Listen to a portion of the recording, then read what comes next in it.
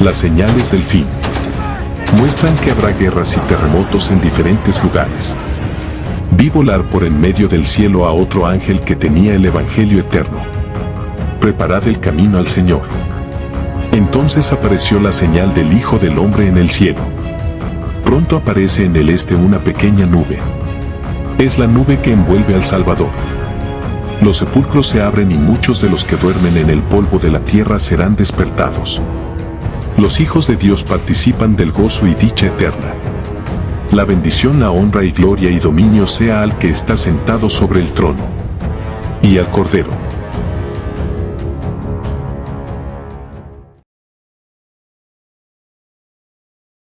La predicación para que el gobierno, para que ellos como alcaldesa lo revisase, para ver si acaso no tenía nada en contra que ellos estimen que es lo correcto.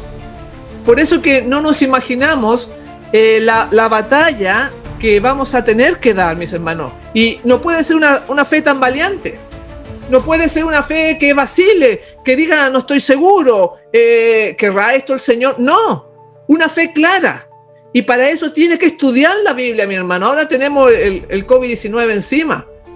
¿Y qué será cuando venga el decreto de muerte que hablamos en la mañana o la ley dominical? Si usted no tiene las cosas claras, en cuanto que nosotros como iglesia tenemos un mensaje de los 3 ángeles y el brazo derecho, la reforma pro salud.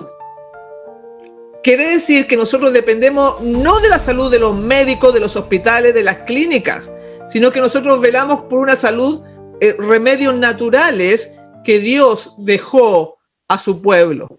Entonces, vamos a poner acá, siguiendo con nuestro PowerPoint que recién mostramos, y de las nubes, ¿no es cierto? Pero acá está lo del gobernador de California, que a uno lo sorprende con estas indicaciones que estamos viendo, porque ahora muchos políticos se declaran también gay, como esta alcaldesa que recién vimos. Y aquí voy a poner un ejemplo de las trampas del enemigo, porque la Biblia dice, no ignoramos sus maquinaciones en algo tan común o histórico, podríamos decir, como las pirámides, o allá en Egipto, porque este es un ejemplo de que hay cosas grandes que están predispuestas para aniquilar la fe del pueblo de Dios en la palabra. El centurión dijo, di la palabra, y yo sé que mi siervo sanará. Y el Señor Jesús dijo, no he encontrado tanta fe. Entonces el propósito del enemigo es eliminar la fe en el pueblo de Dios, y tiene un sinnúmero de artimañas, pero vamos a ver esta de este asunto de Egipto y de la esfinge que estamos viendo, que se dan mucha especulación en cuanto a esto. Pero vamos a decir que en el año 1920, donde ustedes ven la foto de arriba, hay una flecha, la pueden ver, ¿no es cierto?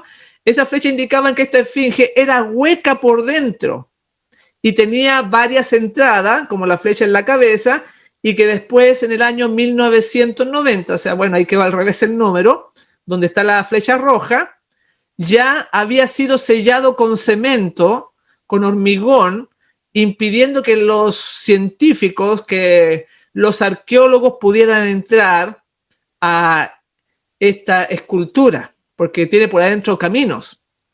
Ahí lo podemos ver nuevamente en otro ángulo, como acá abajo, donde está el círculo rojo, donde tengo moviendo el mouse, hay entradas, tenía entradas por varias partes, pero todas esas entradas han sido tapadas hace muy poco, porque tiene distintas entradas, pero tiene unas cámaras internas, que este es un boceto, es un plano de cómo es por adentro y cómo ha sido la excavación y todo eso. Y si ustedes ven esta fotito de acá abajo, que está al lado, que está de perfil, abajo hay unas cámaras debajo de la esfinge y que han sido selladas y las piensan abrir en un momento determinado cuando ellos estimen conveniente. Y ellos saben que los secretos que hay ahí tienden a echar por tierra la fe del pueblo de Dios en las cosas espirituales. porque aquí estamos lidiando contra mentes, una mente que tiene cientos de años y que está usando todos sus medios, todos sus recursos para llegar a un momento destruir la fe de nosotros como pueblo de Dios. Bueno, ahí está todo lo que hay por debajo de esta esfinge, no es solamente arriba. Ahí pueden ver ustedes los planos y las cosas que hay. También tenemos otro ejemplo, que es la cueva de los Tallos allá en Ecuador.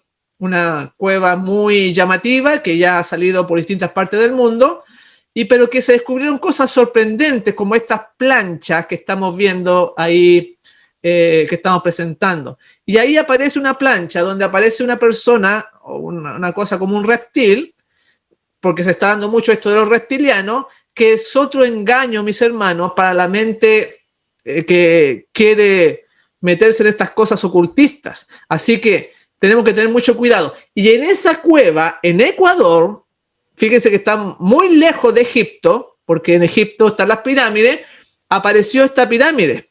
¿Y sabe usted cuántos peldaños tiene esta pirámide? Tiene 13 peldaños, como hoy día vimos que el Papa Francisco I fue escogido el día 13, pero esto en Ecuador, en la cueva de los Tallos. No tiene nada que ver, pero mire dónde está. Y aparece esta misma pirámide con el ojo que todo lo ve, que se supone que tiene 200, 300 años, es la misma pirámide que aparece en el billete de $1 allá donde ustedes viven, en Estados Unidos. ¿Cómo explica usted esas cosas? Porque, mis hermanos, hay una mente magistral del mal. Y si usted no tiene fe, va a desconfiar con todas estas filosofías nuevas que están siendo desarrolladas a través de internet, de la televisión. Y fíjese usted que esta pirámide la han puesto en rayos ultravioleta y ha cambiado de color, como ustedes la ven ahí. ¿Cómo puede ser posible que en esos años tuviesen la tecnología para este tipo de estructuras? Es porque nos vamos a sorprender, y si nos pilla débil, nos encuentra bajos en nuestra espiritualidad, dudando con tanta filosofía, tanta cosa que vemos, y más encima enfermos, más encima con poco dinero, más encima con hambre, porque el hambre va a venir sobre el mundo. ¿Podríamos decir que vamos a ser parte de los 144,000? Todo lo que el hombre sembrare, eso también va a cosechar. Si hoy en día no somos fieles a Dios, ¿qué nos hace pensar de que lo seremos en el futuro? Por eso que esta semana tiene como objetivo un despertar interno, sentirnos más cerca de Dios, más cerca de su palabra y creerle a Él, no a lo que nos enseñan, lo que nuestros padres, la cultura o el país en el cual estamos viviendo. ¿Por qué estamos viendo eso? Porque en realidad la fe falta. Y ya que hay mucha gente que duda, gente que cuestiona, vamos a poner el caso del Premio Nobel de Medicina, Richard Rover, para todos aquellos que confían en esta medicina comercial mundial de los hospitales, de las clínicas. Entonces, el Premio Nobel de Medicina Richard Rover señaló lo siguiente, estas declaraciones. Dice así: Nobel de Medicina critica que las farmacéuticas están más pendientes de hacer negocio que de encontrar la curación. Escuche bien, porque a lo mejor usted confía en este medio. Si tuviera cáncer o estuviera grave, seguramente iría directamente a un hospital. Pero de sus propias filas muestran de que es un negocio. Richard Rover, Premio Nobel de Medicina, dijo así: la industria de la salud se rige por los valores y principios del capitalismo. O sea, está hablando de hacer negocio. Las inversiones son desviadas hacia el descubrimiento de medicinas que no curan del todo, sino que cronifican la enfermedad. Esa palabrita viene de crónico, de enfermedades crónicas. ¿Qué quiere decir eso? Que usted le dan un remedio, pero no se sana completamente. Tiene que volver a comprar el medicamento una vez, 2 veces, 3 veces, para que sea un cliente continuo, para que la farmacéutica, los laboratorios puedan ellos tener un bienestar económico, un beneficio a costa de la salud.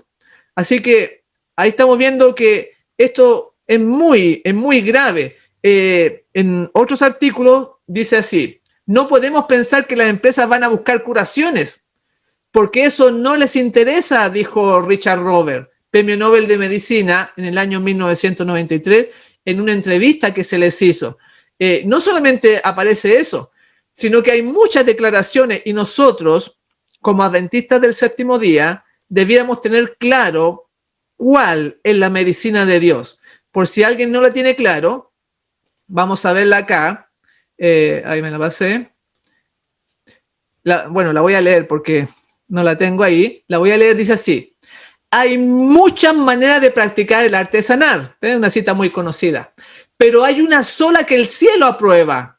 Los remedios de Dios son los simples agentes de la naturaleza que no recargarán ni debilitarán el organismo por la fuerza de sus propiedades: el aire puro, el agua, el aseo y la debida alimentación, la pureza en la vida y una firme confianza en Dios, etcétera, etcétera, son remedios por cuya falta millares están muriendo. Y esta cita que acabo de leer, que está en el régimen Consejo sobre Salud, la página 320, no se cree. Porque claro, el aire, el agua, el ejercicio, una alimentación natural, y nos han enseñado desde el colegio, cuando éramos pequeños, una pastilla para este dolor, un medicamento para la migraña, toda una pastilla, cuando eso ha sido creado por el hombre. Y nosotros como adventistas debemos volver a los principios, a las sendas antiguas, mis hermanos. No podemos decir somos hijos de Dios y estar confiando en una medicina alópata que es babilónica, cuando nosotros debemos denunciar a Babilonia. No cuadra eso. Y vamos a ver de qué es una salud, unos remedios totalmente satánicos, las que nos presenta Sodoma y Gomorra. Por eso que esto es una cuestión de fe. Por eso que el centurión dijo: di la palabra y yo sé, yo estoy seguro, estoy claro en que va a suceder. ¿Usted lo cree? Porque basta mirar el Génesis, donde dice que Dios le dio al hombre semillas, le dio los frutos, le dio la verdura, todo eso, no le dio la carne, no le dio la Coca-Cola, no le dio las cosas que el hombre ha creado. Es una cuestión de fe. Cada uno tiene que ver. Pero en Proverbios 23 dice: cuando te sientes a comer con algún señor, considera bien lo que está delante de ti y pon cuchillo a tu garganta si tiene gran apetito. No codicies un manjar delicado, porque es pan engañoso. Todo lo que nos presenta el supermercado, muchas cosas, la mayoría es pan engañoso, pero no tenemos fe. Y ese es el punto que debemos entender, que no es como nos presentan las otras iglesias: tú vas, te sientas, un templo bonito, con micrófono, con aire acondicionado, y te vas para la casa. No es eso el cristianismo. Y yo les voy a leer lo que dice el Espíritu de Profecía, lo que Dios le reveló en Conflicto de los Siglos, la página 707. Escuche bien, dice así: en todo tiempo, o sea, siempre, en todo tiempo, los elegidos del Señor fueron educados y disciplinados en la escuela de la prueba. Anduvieron los senderos angostos de la tierra, fueron purificados en el horno de la aflicción. Por causa de Jesús sufrieron oposición, odio y calumnias. Le siguieron a través de luchas dolorosas, se negaron a sí mismos y experimentaron amargos desengaños. Ahí termina la cita. ¿A quién le gustan esas cosas? Que la oposición, cuando uno quiere predicar, calumnia, gente que miente acerca de uno, que inventa cosas, odio. Y ese es el camino. No es el camino de rosa fácil que hoy se predica, que se enseña. Porque siempre, dice esta cita, siempre, en todo tiempo, los elegidos del Señor fueron educados y disciplinados en la escuela de la prueba. Me acuerdo cuando estuvimos allá en Diamond, la iglesia de Diamond, yo estaba predicando en New Jersey y fueron los hermanos a buscarme para que siguieran predicando en una vigilia que ellos estaban haciendo. Y yo, esperando mi turno, escuchando los mensajes anteriores, salió un hermano diciendo, aquí no se habla de la persecución, porque le da miedo a la gente. Pero, hermano, si el cristiano verdadero tiene que ser como Jesús, Jesús expuso su vida, sufrió, lo golpearon, lo encarcelaron, lo escupieron. ¿Cómo podríamos hablar de un cristianismo distinto? Por lo menos en la teoría, ¿no? Le estoy enseñando lo que debiera ser. Primero la teoría para llevarlo a la práctica. Porque hoy en día hay todo tipo de problemas, de obstáculos, de trampas para el pueblo de Dios, pensando de una cosa distinta a lo que la Escritura nos muestra. Y la gente se conforma, la gente está cómoda sentada en su banca, en su asiento. Usted puede verlo en la iglesia, algunos se quedan dormidos a la mitad del tema, otros están cuchicheando, interrumpiendo al de al lado para que el mensaje no le llegue. Vivimos tiempos difíciles. ¿Dónde está la fe que mostraban los apóstoles? ¿Dónde está la fe que mostraba Pedro o Santiago y Juan cuando subían con el maestro en la noche a orar, en la mañana a las 4 o 5 de la mañana atendiendo a los enfermos? No tenían carro, no tenían un sueldo, no tenían una ropa, cocina para cocinar ahí porque iban caminando por todo el territorio. Es distinto. Por eso que las cosas han cambiado, el enemigo ha cambiado tantas cosas y nos conformamos. Inclusive, la Biblia nos señala de que la ciencia iba a aumentar, que la ciencia iba a tener cambios, que, claro, ese texto lo aplicamos a lo que es la tecnología, ¿no? Y, por ejemplo, me llama la atención cómo hay gente para todo. En el video que vamos a ver ahora un robot, escuche bien, que está en la iglesia predicando a las personas. Ni siquiera es un ser humano. Pero esas personas piensan que tienen fe. Esas personas piensan de que Dios está con ellos. Es tremendo. ¿Hasta dónde podemos llegar engañándonos, diciendo que somos de Dios, que somos del pueblo, cuando nuestra vida se aleja completamente? Vamos a poner aquí a este robot allá en Japón, que es un robot predicador. Muy increíble todo lo que está sucediendo. Vamos a ponerlo ahí y vamos a buscar el robot. Ahí está. Ahí está usted, para que lo vean. No sé si acaso tendrá volumen. El androide Minder explica las enseñanzas ahí en una congregación. Antes de que empiece el sermón, dice una persona que ministra ahí, antes de que empiece el sermón, muchas personas aseguran que están un poco incómodas o asustadas, pero después sienten afecto por el robot.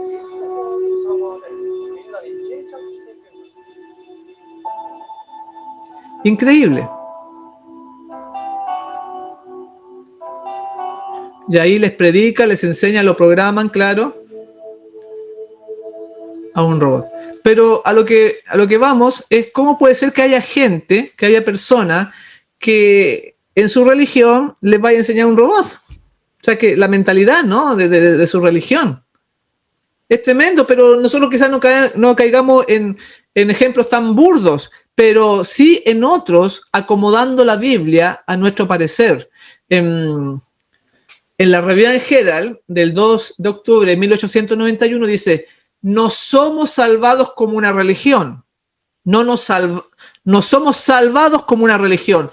Ninguna denominación tiene virtud alguna para conseguir el favor de Dios, sigue diciendo. Somos salvos de forma individual, como creyentes en el Señor Jesucristo. Y de ahí donde nace todo, del creer.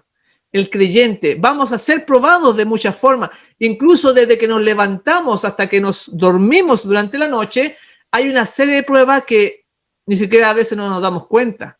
Cuando este pueblo tiene una misión, denunciar a Babilonia, y muchas veces ni sabemos que Babilonia nos ha engañado. Y ahí donde entran el tema de las farmacias o de la vacuna o de la droga que nos venden los hospitales, que nos venden los laboratorios, porque en realidad esa es la moderna hechicería. Escuche bien, que les voy a mostrar algunas cosas para que usted no confíe en eso que nos da el gobierno o las instituciones. Hay un asunto que es el caduceo. No sé si usted lo ha escuchado hablar de esa palabra, pero este es un logotipo que significa conocimiento. Tiene miles de años. Este caduceo es portador por un antiguo dios llamado Apolo. Y bueno, voy a presentárselos para que lo vean y ustedes se van a sorprender porque lo van a asociar, este símbolo del mal, lo van a asociar con algo que tiene que ver con lo que estamos explicando. A ver ahí, sí, a ver, ahí, estamos ahí. Tiene que ver, ese es el caduceo, el que estoy presentando ahí, donde cualquiera se daría cuenta de que es el logotipo de la medicina moderna. Tiene alas, o sea, tiene serpientes y tiene alas. Ustedes ven que en el Edén, el enemigo usó un animal, una serpiente, que tenía alas, que en este caso son dos serpientes, el caduceo. Representa a la diosa de la muerte, la diosa Bática, que de ahí viene esta colina que usa el romanismo, el papado, el Vaticano, como que era la gobernadora de la colina vaticana, el caduceo. Y se lo han puesto a la medicina moderna. Es muy interesante. De ahí viene ese símbolo que, bueno, lo usaban los romanos, lo llamaban mitra. Tiene distintos nombres, que es una serpiente enrollada y que tiene alas. Ahí la podemos ver acá abajo también. Este símbolo de la medicina de las drogas que hoy en día con el COVID-19, con el coronavirus, se está dando mucho. Así que ya solamente con el símbolo uno se da cuenta de que no es de Dios. Es distinto todo lo que los tratamientos que ellos realizan, porque Dios nos dejó los tratamientos naturales como en los 8 remedios que el Señor ha dejado. Y ahí usted puede ver que está en todos los logotipos que se usa en la medicina, en los envases de los remedios. Ahí está también en Naciones Unidas, está esta serpiente. Los egipcios la representaba el caduceo como el poder de Osiris. Y ustedes ven que entre medio de la serpiente hay como una piña invertida. Esa es la glándula pineal. O sea, también tenían cierto conocimiento ellos, esta fuerza oculta, porque la glándula pineal es la glándula principal del cerebro que comanda las otras glándulas. De ahí dependen muchas cosas. Bueno, no lo voy a explicar, pero... Y también este personaje, que lo vamos a pasar rápidamente, fíjense que en el estómago aparece el caduceo de la medicina. Es tremendo. Por eso que tenemos que denunciar a Babilonia, pero parece que nos tiene totalmente engañados con la medicina. Cuando ese logotipo aparece en todos los lugares de la diosa Bática. ¿Realmente seguimos al Cordero por donde quiera que va? ¿Tenemos la fe suficiente cuando está en juego nuestro cuerpo, nuestra salud? Por eso que Satanás, cuando contendía con Dios por Job, le dijo, mira, Job te adora porque lo has cercado de bienes, de casa, de hijos, pero dijo piel por piel, toca su cuerpo y vas a ver cómo blasfema tu nombre. Y es el arma más poderosa. Claro, Job dio un buen testimonio que el hombre puede vencer, pero tuvo que sufrir, tuvo que estar con llagas, tuvo que ser menospreciado, ahí la pobreza, perdió su casa, su esposa dijo que mejor que se muriese, tuvo que sufrir mucho Job. Y esa va a ser la experiencia también si no tenemos fe, pero él creyó hasta el final. Mis hermanos, esto no es un juego. Aunque estamos transmitiendo, ¿no es cierto?, por Zoom y por algo bien conocido, pero en realidad nosotros debiéramos tener en cuenta que esto es serio. Realmente debiéramos tomarle el peso y por eso que esta semana queremos aprender y tomar decisiones de acercamientos con Dios. En la concordancia Strong, que es una concordancia muy buena para las partes de la Biblia, encontramos algo muy interesante. Ahí tienen el libro. Perdón, no lo había puesto. Vamos a poner que como tengo que hacer todo acá, hay que manejarse en todas las áreas. Ya, ahí está, Strong. Ese libro, la concordancia Strong, que tiene que ver con todas las partes de una temática de los versículos bíblicos, que es muy bueno usarla, aparece la palabra hechicería. Escuche bien, porque si usted pensaba de que los hechiceros se habían terminado, a lo mejor usted le compra a los hechiceros. En la concordancia Strong aparece la palabra hechicería y da el significado, bueno, da todas las partes de la Biblia, pero también muestra su significado. Acá está en griego, la parte de arriba dice pharmakeia, que está en la referencia 5331 y 5332. ¿Qué significa pharmakeia? Significa farmacia. Y esta farmacia pone de ejemplo que se refiere también con la magia, con los hechiceros. En la parte, si seguimos bajando, farmakeos tiene que ver con la droga, con las pociones mágicas, con los droguistas, envenenador también. O sea, las actuales farmacias, solo donde se practica la hechicería, donde se hacían pócimas. Y entonces muchos hermanos van sin saber y le compran ahí pensando que es normal, porque desde pequeño nos enseñaron que eso era correcto. Pero no es así, mis hermanos. Bueno, hay varias definiciones. Ahí en el diccionario Expósito dice ahí farmacia, o sea, ahí está en griego, al lado del 5331, dice, el término en castellano farmacia significa, escuche bien, significa primeramente la utilización de medicina, fármacos, encantamientos, después envenenamiento, luego hechicería. Esto no lo digo yo, lo dice el diccionario. Sigue diciendo mencionadas como una de las obras de la carne. Después dice, en la hechicería la utilización de drogas, tanto si eran sencillas como si eran potentes, iba generalmente acompañada de encantamientos e invocaciones a poderes ocultos. Estamos dando una pequeña pincelada de la medicina que hoy el mundo ofrece. Hoy día en la mañana dijimos, no améis al mundo, pero para ello hay que tener fe, porque los remedios de Dios son naturales y si la persona no cree en ello, no le van a hacer efecto. Por eso debiéramos nosotros ser expertos para que ahora está el coronavirus, usar este brazo derecho y ayudar a la persona y que esa persona reciba el mensaje para que esté con Cristo. Pero el pueblo no tiene idea de los remedios naturales. No lo sabe, mucho menos los practica. ¿Dónde está la fe en la palabra de Dios?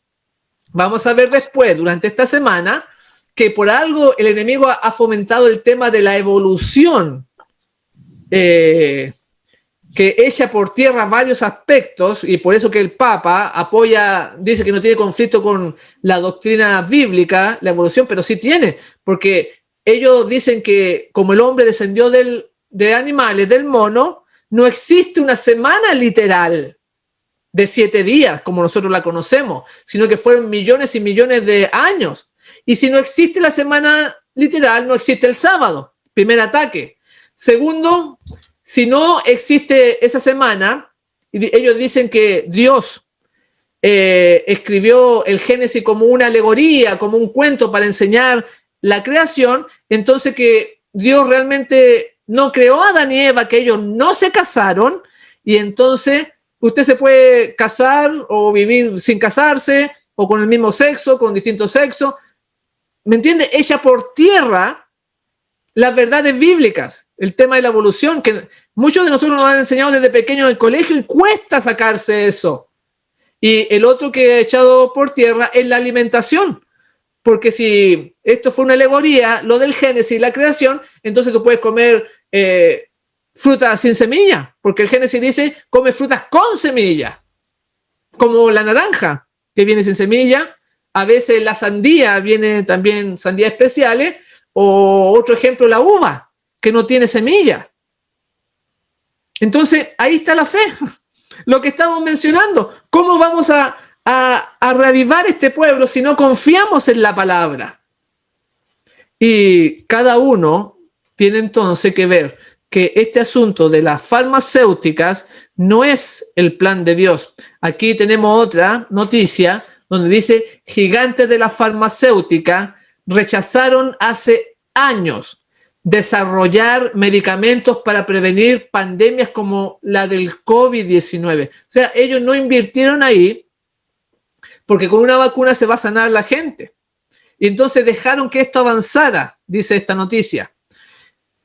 Según una investigación de varias ONG, las compañías privadas de medicamentos imponen sus prioridades al desarrollar proyectos junto a empresas públicas. O sea, ellos seleccionan lo que van a invertir. Realmente el médico no sale a sanar. La farmacéutica y los laboratorios no salen para sanar tampoco. Es un negocio a través de la salud de las personas. Y ya dijimos, y vamos a seguir, que hay un plan para reducir la población de distintos aspectos. Uno de ellos es la alimentación que el mundo entrega en los supermercados con tantos productos que duran 6 meses, duran 1 año. Usted puede encontrar un tarro de melocotón que dura 4 años. ¿Cómo es posible que si Dios dejó un melocotón, un durazno, que se echara a perder en 2 semanas, 3 semanas, cómo es posible que el hombre lo haya hecho que dure 4 años? ¿Será saludable? Porque le quitan todo el oxígeno para que no se formen mohos, para que no hayan hongos, y entonces el producto dure más tiempo. Pero al quitar el oxígeno se vuelve ácido y produce enfermedades en nuestro cuerpo, aunque sea una fruta, como en el caso del melocotón o del durazno que estoy señalando. Entonces, toda la cultura va en nuestra contra. La salud, la espiritualidad, los placeres de la vida.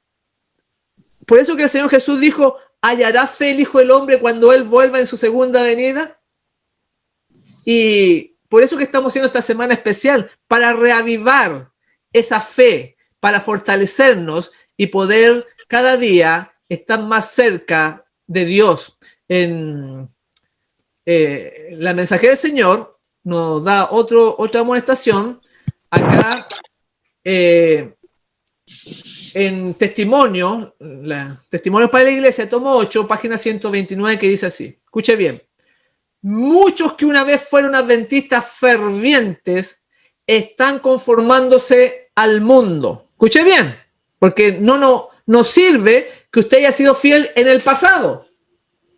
En el pasado usted puede haber hecho muchas cosas buenas, pero dice: muchos que una vez fueron adventistas fervientes están conformándose al mundo, a sus hábitos, costumbres y egoísmo, en lugar de llevar al mundo a rendirle obediencia a la ley de Dios.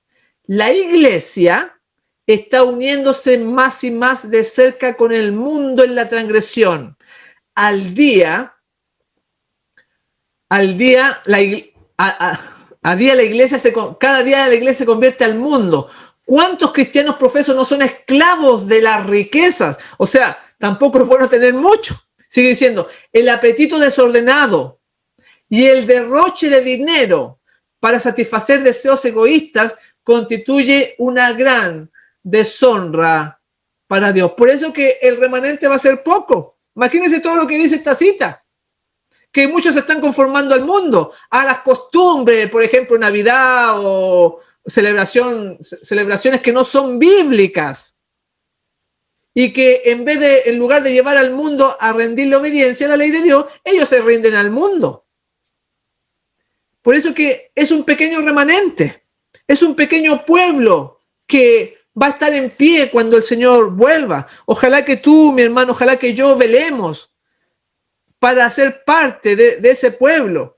En Conflicto de los Siglos, la página 736 dice: los que tardan en prepararse para el día del Señor, escuche bien, no podrán hacerlo en el tiempo de la angustia ni en ningún tiempo subsiguiente. El caso de los tales es desesperado. O sea, si no nos preparamos ahora, cuando ya llegue la angustia o algún tiempo que usted piensa en el futuro, no va a poder prepararse ahí. Dios no aceptará otra cosa que no sea la pureza y la santidad. Una mancha, una arruga, un defecto en el carácter los excluirá para siempre del cielo.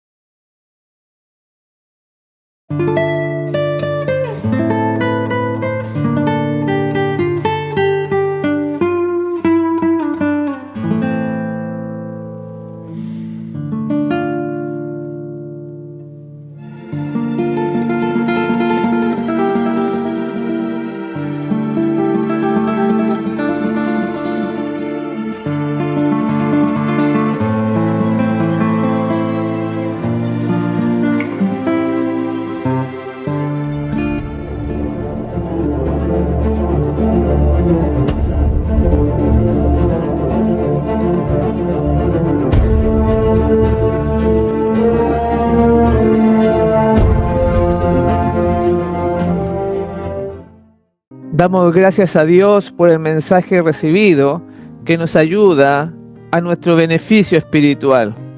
Continuaremos ahora con más escrituras para aquellos que deseen seguir en una comunión con el Señor.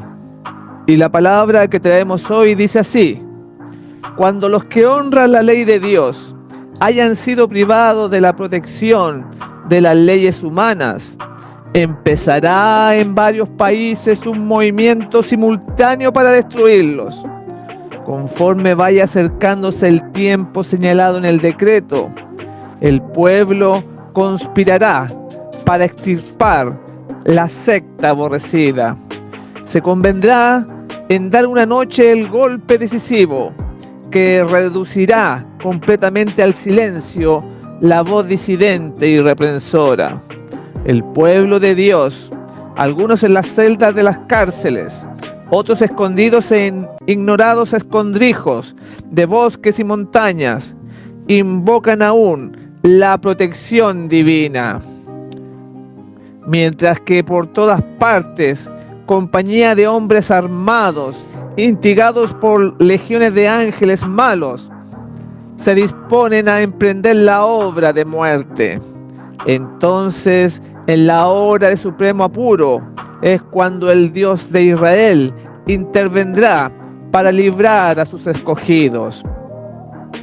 El Señor dice: vosotros tendréis canción como en noche que se celebra Pascua, y alegría de corazón como el que va al monte de Yahweh, al fuerte de Israel. Y Jehová hará oír su voz potente y hará ver el descender de su brazo, con furor de rostro y llama de fuego consumidor, con dispersión, con avenida y piedra de granizo. Multitud de hombres perversos, profiriendo gritos de triunfo, burlas e imprecaciones, están a punto de arrojarse sobre su presa, cuando de pronto densas tinieblas, más sombrías que la oscuridad de la noche, cae sobre la tierra. Luego, un arco iris que refleja la gloria del trono de Dios se extiende de un lado a otro del cielo y parece envolver a todos los grupos en oración. Las multitudes encolerizadas se sienten contenidas en el acto. Sus gritos de burla expiran en sus labios. Olvidan el objeto de su ira sanguinaria. Con terribles presentimientos, contemplan el símbolo de la alianza divina y ansían ser amparadas de su deslumbradora claridad. Los hijos de Dios oyen una voz clara y melodiosa que dice: enderezaos, y al levantar la vista al cielo, contemplan el arco de la promesa. Las nubes negras y amenazadoras que cubrían el firmamento se han desvanecido, y como Esteban, clavan la mirada en el cielo y ven la gloria de Dios y al Hijo del Hombre sentado en su trono. En su divina forma distinguen los rastros de su humillación y oyen brotar de sus labios la oración dirigida a su Padre y a los santos ángeles. Yo quiero que aquellos también que me has dado estén conmigo en donde yo estoy. Juan 17:24. Luego se oye una voz armoniosa y triunfante que dice: helos aquí, santos, inocentes e inmaculados. Guardaron la palabra de mi paciencia y andarán entre los ángeles. Y de los labios pálidos y trémulos de los que guardaron firmemente la fe, sube una aclamación de victoria. Es a medianoche cuando Dios manifiesta su poder para librar a su pueblo. Sale el sol en todo su esplendor. Sucédense señales y prodigios con rapidez. Los malos miran la escena con terror y asombro, mientras los justos contemplan con gozo las señales de su liberación. La naturaleza entera parece trastornada. Los ríos dejan de correr. Nubes negras y pesadas se levantan y chocan unas con otras. En medio de los cielos conmovidos hay un claro de gloria indescriptible, de donde baja la voz de Dios, semejante al ruido de muchas aguas, diciendo: hecho es. Esa misma voz sacude los cielos y la tierra. Síguese un gran terremoto, cual no fue jamás desde que los hombres han estado sobre la tierra. El firmamento parece abrirse y cerrarse. La gloria del trono de Dios parece cruzar la atmósfera. Los montes son movidos como una caña al soplo del viento, y las rocas quebrantadas se esparcen por todos lados. Se oye un estruendo como de cercana tempestad. El mar es azotado con furor. Se oye el silbido del huracán, como voz de demonios en misión de destrucción. Toda la tierra es alborotada e hincha como las olas del mar. Su superficie se raja, sus mismos fundamentos parecen ceder. Se hunden cordilleras, desaparecen islas habitadas. Los puertos marítimos que se volvieron como Sodoma por su corrupción son tragados por las enfurecidas olas. La grande Babilonia vino en memoria delante de Dios para darle el cáliz del vino del furor de su ira. Pedrisco grande, cada piedra como del peso de un talento, hace su obra de destrucción. Las más soberbias ciudades de la tierra son arrasadas. Los palacios suntuosos en que los magnates han malgastado sus riquezas en provecho de su gloria personal caen en ruinas ante su vista. Los muros de las cárceles se parten de arriba abajo y son libertados los hijos de Dios que habían sido apresados por su fe. Los sepulcros se abren y muchos de los que duermen en el polvo de la tierra serán despertados, unos para vida eterna y otros para vergüenza y confusión perpetua. Todos los que murieron en la fe del mensaje del tercer ángel salen glorificados de la tumba para oír el pacto de paz que Dios hace con los que guardaron su ley. Los que le traspasaron, los que se mofaron y se rieron de la agonía de Cristo y de los enemigos más acérrimos de su verdad y de su pueblo, son resucitados para mirarle en su gloria y para ver el honor con que serán recompensados los fieles y obedientes. Densas nubes cubren aún el firmamento. Sin embargo, el sol se abre paso de vez en cuando, como si fuese el ojo vengador de Jehová. Fieros relámpagos rasgan el cielo con fragor, envolviendo la tierra en claridad de llamaradas. Por encima del ruido aterrador de los truenos, se oyen voces misteriosas y terribles que anuncian la condenación de los impíos. No todos entienden las palabras pronunciadas, pero los falsos maestros las comprenden perfectamente. Los que poco antes eran tan temerarios jactanciosos y provocativos, y que tanto se regocijaban al ensañarse con el pueblo de Dios, observador de sus mandamientos, se sienten presa de consternación y tiemblan de terror. Su llanto domina el ruido de los elementos. Los demonios confiesan la divinidad de Cristo y tiemblan ante su poder, mientras que los hombres claman por misericordia y se revuelcan en terror abyecto. Al considerar el día de Dios en santa visión, los antiguos profetas exclamaron: aullad, porque está cerca el día de Jehová. Vendrá como asolamiento del Todopoderoso. Métete en la piedra, escóndete en el polvo, de la presencia espantosa de Jehová y del resplandor de su majestad. La altivez de los ojos del hombre será abatida, y la soberbia de los hombres será humillada. Y Jehová solo será ensalzado en aquel día, porque día de Jehová de los ejércitos vendrá sobre todo soberbio y altivo, y sobre todo ensalzado, y será abatido.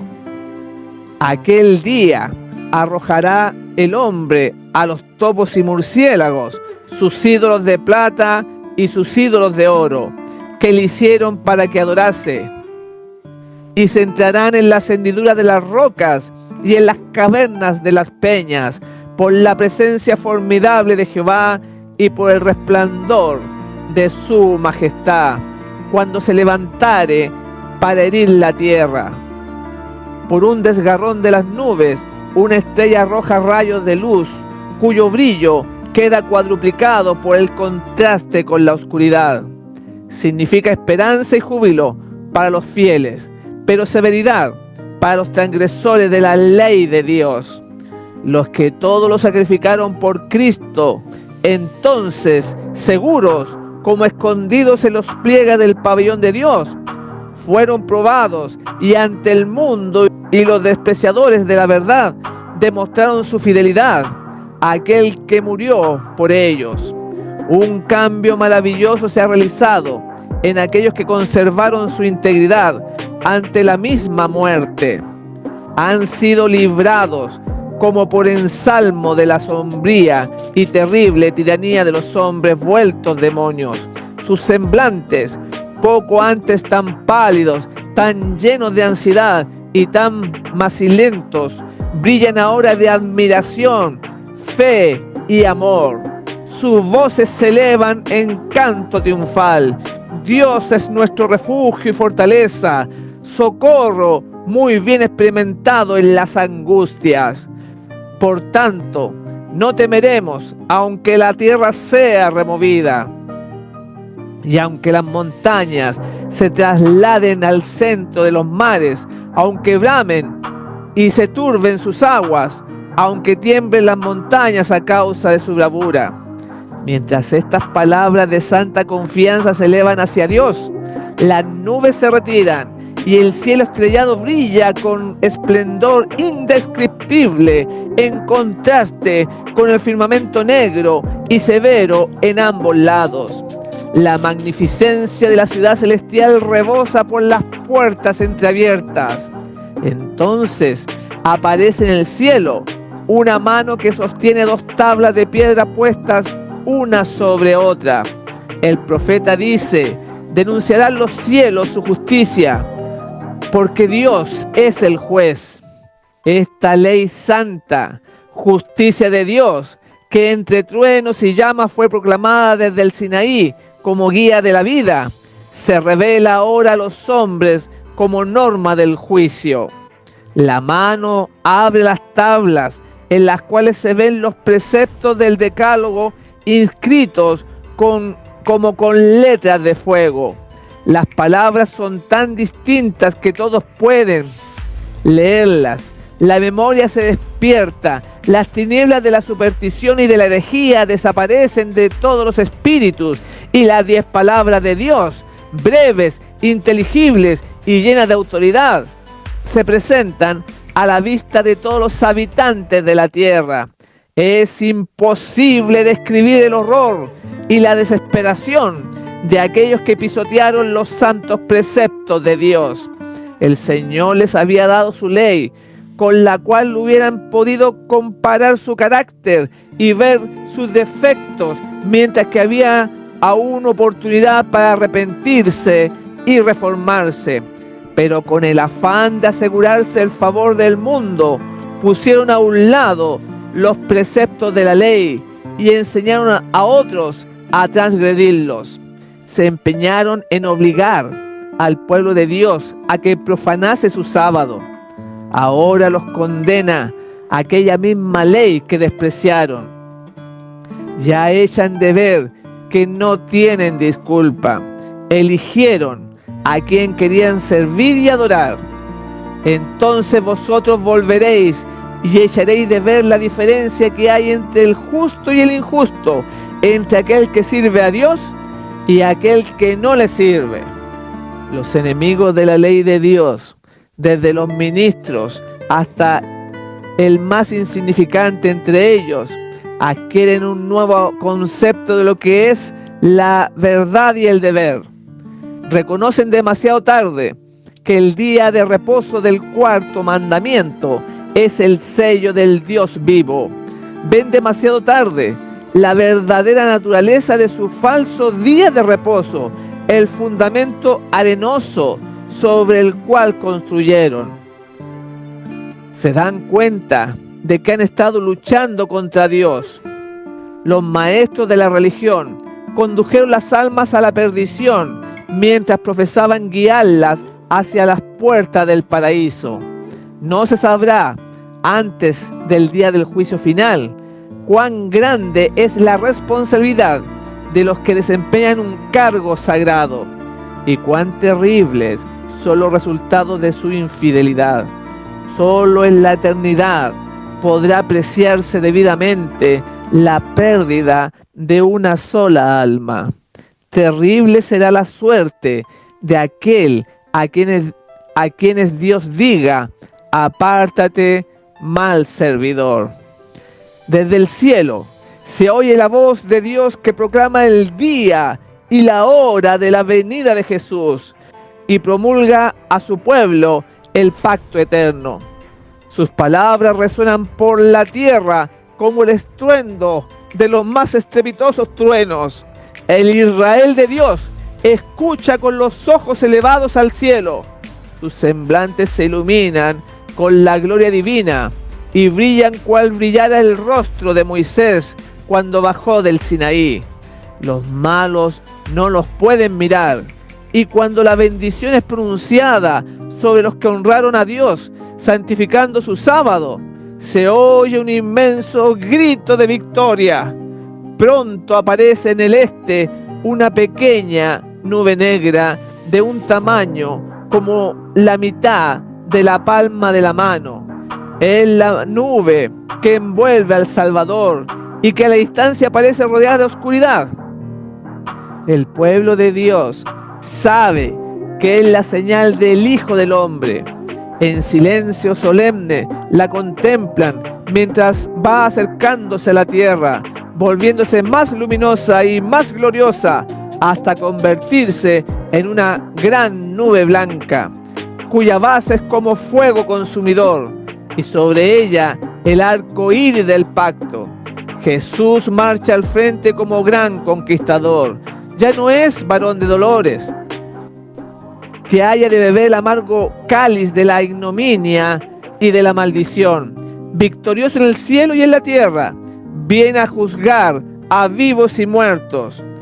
Fiel y veraz en justicia, juzga y hace guerra, y los ejércitos que están en el cielo le seguían. Con cantos celestiales, los santos ángeles en inmensa e innumerable muchedumbre le acompañan en el descenso. El firmamento parece lleno de formas radiantes, millones de millones y millares de millares. Ninguna pluma humana puede describir la escena, ni mente mortal alguna es capaz de concebir su esplendor. Su gloria cubre los cielos y la tierra se llena de su alabanza. También su resplandor es como el fuego. A medida que va acercándose la nube viviente, todos los ojos ven al príncipe de la vida. Ninguna corona de espinas hiere ya sus sagradas sienes, ceñidas ahora por gloriosa diadema. Su rostro brilla más que la luz deslumbradora del sol a mediodía, y en su vestidura y en su muslo tiene escrito este nombre: Rey de Reyes y Señor de Señores. Ante su presencia hanse tornado pálidos todos los rostros. El terror de la desesperación eterna se apodera de los que han rechazado la misericordia de Dios. Se deslía el corazón y se baten las rodillas y palidece el rostro de todos. Los justos gritan temblando: ¿quién podrá estar firme? Termina el canto de los ángeles y sigue un momento de silencio aterrador. Entonces se oye la voz de Jesús que dice: bastaos mi gracia. Los rostros de los justos se iluminan y el corazón de todos se llena de gozo. Y los ángeles entonan una melodía más elevada y vuelven a cantar al acercarse aún más a la tierra. El Rey de Reyes desciende en la nube, envuelto en llamas de fuego. El cielo se recoge como un libro que se enrolla. La tierra tiembla ante su presencia, y todo monte y toda isla se vuelve de sus lugares. Vendrá nuestro Dios y no callará. Fuego consumirá delante de él, y en derredor suyo habrá tempestad grande. Convocará a los cielos de arriba y a la tierra para juzgar a su pueblo. Y los reyes de la tierra, y los príncipes, y los ricos, y los capitanes, y los fuertes, y todo siervo y todo libre, se escondieron en las cuevas y entre las peñas de los montes, y decían a los montes y a las peñas: caed sobre nosotros y escondennos de la cara de aquel que está sentado sobre el trono y de la ira del Cordero, porque el gran día de su ira es venido. ¿Y quién podrá estar en pie? Cesaron las burlas, callan los labios mentirosos, el choque de las armas y el tumulto de la batalla, con revolcamiento de vestidura en sangre, han concluido. Solo se oyen ahora voces de oración, llanto y lamentación. De las bocas que se mofaban poco antes, estalla el grito: el gran día de su ira es venido. ¿Y quién podrá estar firme? Los impíos piden ser sepultados bajo las rocas de las montañas, antes que ver la cara de aquel a quien han despreciado y rechazado. Conocen esa voz que penetra hasta el oído de los muertos. ¿Cuántas veces sus tiernas y quejumbrosas modulaciones nos lo han llamado al arrepentimiento? ¿Cuántas veces no ha sido oída en las conmovedoras exhortaciones de un amigo, de un hermano, de un redentor? Para los que rechazaron su gracia, ninguna otra podría estar tan llena de condenación ni tan cargada de acusaciones como esta voz que tan a menudo exhortó con estas palabras: volveos, volveos de vuestros caminos malos, pues ¿por qué moriréis? Oh, si solo fuera para ellos la voz de un extraño. Jesús dice: por cuanto llamé y no quisisteis, extendí mi mano y no hubo quien escuchase. Antes desechasteis todo consejo mío y mi reprensión no quisisteis. Esa voz despierta recuerdos que ellos quisieron borrar, de avisos despreciados, invitaciones rechazadas, privilegios desdeñados. Allí están los que se mofaron de Cristo en su humillación. Con fuerza penetrante acuden a su mente las palabras del varón de dolores, cuando, conjurado por el sumo sacerdote, declaró solemnemente: desde ahora veréis al Hijo desde ahora habéis de ver al Hijo del Hombre sentado a la diestra de la potencia de Dios y que viene en las nubes del cielo. Ahora le ven en su gloria y deben verlo aún sentado a la diestra del poder divino. Los que pusieron en ridículo su acerto de ser el Hijo de Dios enmudecen ahora. Allí está el altivo Herodes, que se burló de su título real y mandó a los soldados escarnecedores que le coronaran. Allí están los hombres mismos que con manos impías pusieron sobre su cuerpo el manto de grana, sobre sus sagradas sienes la corona de espinas y en su dócil mano un cetro burlesco. Y se inclinaron ante él con burlas de blasfemia. Los hombres que golpearon y escupieron al príncipe de la vida tratan de evitar ahora su mirada penetrante y de huir de la gloria abrumadora de su presencia. Los que atravesaron con clavos sus manos y sus pies, los soldados que le abrieron el costado, consideran esas señales con terror y remordimiento. Los sacerdotes y los escribas recuerdan los acontecimientos del Calvario con claridad aterradora. Llenos de horror, recuerdan cómo, moviendo sus cabezas con arrebato satánico, exclamaron: a otros salvó, ¿a sí mismo no puede salvar? Si es el Rey de Israel, descienda ahora de la cruz y creeremos en él. Confió en Dios, líbrele ahora si le quiere. Recuerdan a lo vivo la parábola de los labradores que se negaron a entregar a su Señor los frutos de la viña, que maltrataron a sus siervos y mataron a su hijo. También recuerdan la sentencia que ellos mismos pronunciaron: a los malos destruirá miserablemente el Señor de la viña.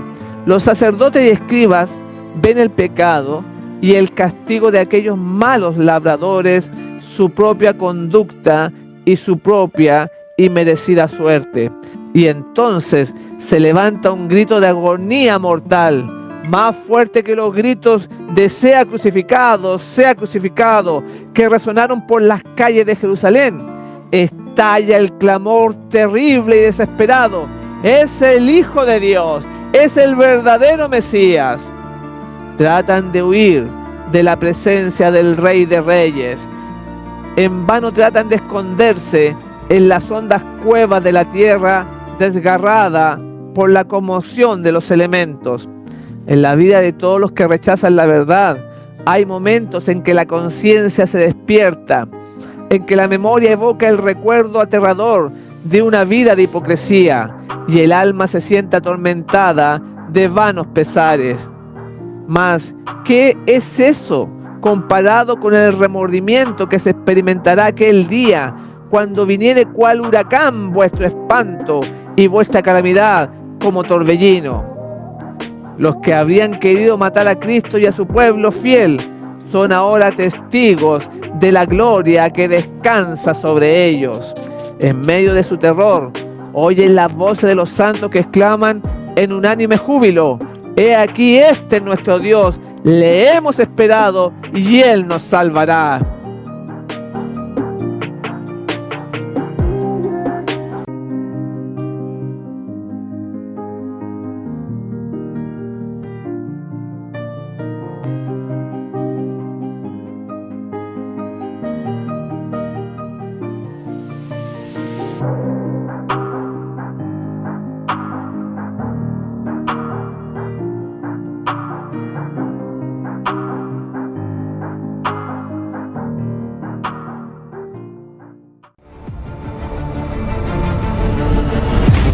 Las señales del fin muestran que habrá guerras y terremotos en diferentes lugares. Vi volar por en medio del cielo a otro ángel que tenía el Evangelio eterno. Preparad el camino al Señor. Entonces apareció la señal del Hijo del Hombre en el cielo. Pronto aparece en el este una pequeña nube. Es la nube que envuelve al Salvador. Los sepulcros se abren y muchos de los que duermen en el polvo de la tierra serán despertados. Los hijos de Dios participan del gozo y dicha eterna. La bendición, la honra y gloria y dominio sea al que está sentado sobre el trono y al Cordero.